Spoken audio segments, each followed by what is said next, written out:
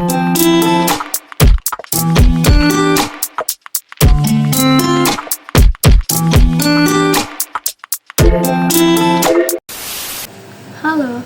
Assalamualaikum warahmatullahi wabarakatuh.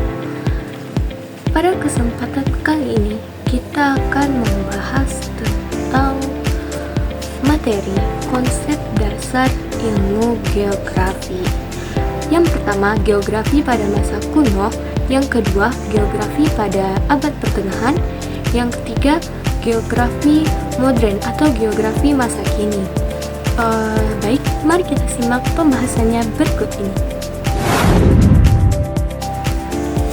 Baik, pembahasan pertama yaitu geografi pada masa kuno. Tahu nggak sih teman-teman, geografi masa kuno berlangsung dari abad ke-6 sebelum Masehi sampai abad ke-5 Masehi.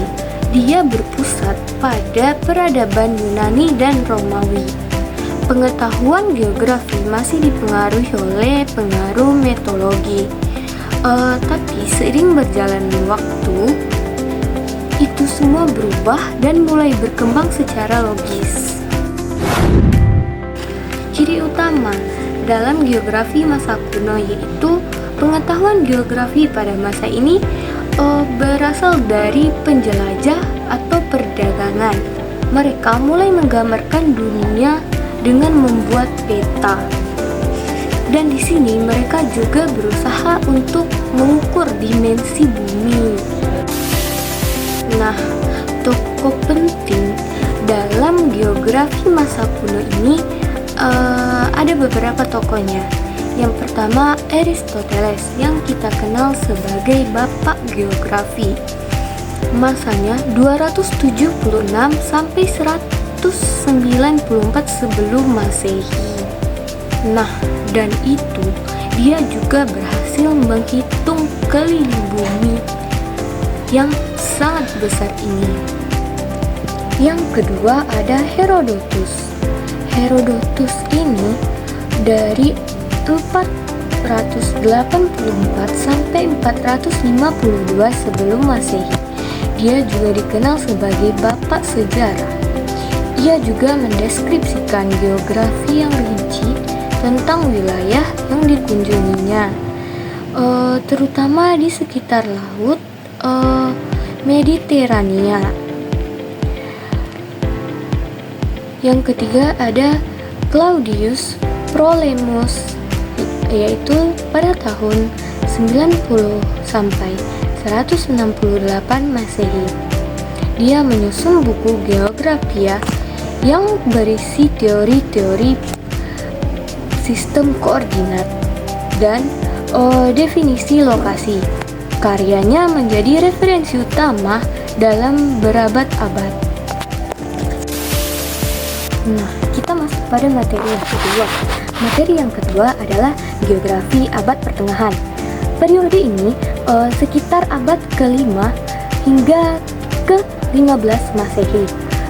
Sering dianggap sebagai masa strategis di Eropa. Namun sebaliknya, dunia Islam mengalami kemajuan yang sangat pesat dalam ilmu geografi. Nah, ciri-ciri utama dari geografi abad pertengahan ini yaitu di Eropa, geografi masih dipengaruhi oleh doktrin gereja. Namun, di dunia Islam, para ilmuwan seperti Al-Idris dan Ibnu Battuta melakukan perjalanan ekstensif dan membuat peta yang lebih akurat. Tujuannya, eksplorasi pada masa ini juga berkembang dari sekedar deskripsi menjadi pencarian bukti perdagangan.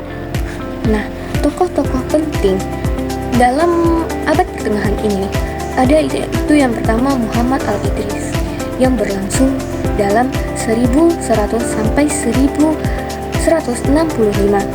Seorang kartografi muslim yang membuat peta dunia yang sangat akurat dikenal sebagai tabula rogenial yang sangat akurat. Yang kedua ada Ibnu Battuta dari 1304 sampai 1369. Seseorang penjelajah muslim yang mencatat perjalanan ke seluruh dunia Islam, seperti dan juga Afrika dan Asia. Yang selanjutnya ada Marco Polo dari 1200 sampai 1324. Seseorang penjelajah Eropa yang perjalanannya ke Asia Timur membuka mata dunia barat terhadap kekayaan dan budaya di luar Eropa. Selanjutnya kita masuk yang ketiga, yaitu geografi modern atau masa kini yang dimulai sekitar kurang lebih abad ke-18. Geografi mulai bertransformasi menjadi disiplin ilmu yang terstruktur dan akademik. Periode ini ditandai oleh pergeseran fokus dari sekadar deskripsi ke analisis hubungan antara manusia dan lingkungannya.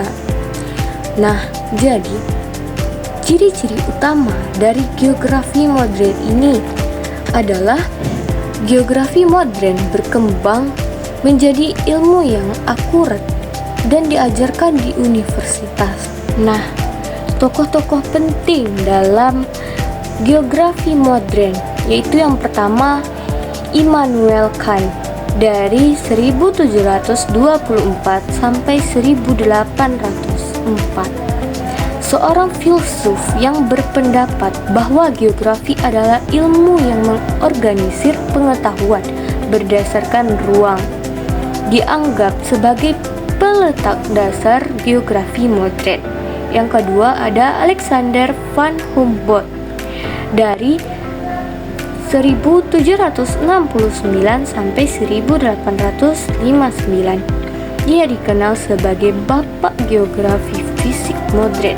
Ia juga melakukan penelitian eksklusif tentang hubungan antara vegetasi dan ketinggian serta iklim di berbagai wilayah. Yang ketiga ada Carl Ritter dari 1779 sampai 1859 sebagai bapak geografi manusia modern. Ia juga fokus pada hubungan antara manusia dan lingkungannya, melihat bumi sebagai tempat tinggal manusia yang diciptakan oleh Tuhan. Baik, sekian pertemuan kali ini. Saya akhiri dengan Assalamualaikum warahmatullahi wabarakatuh.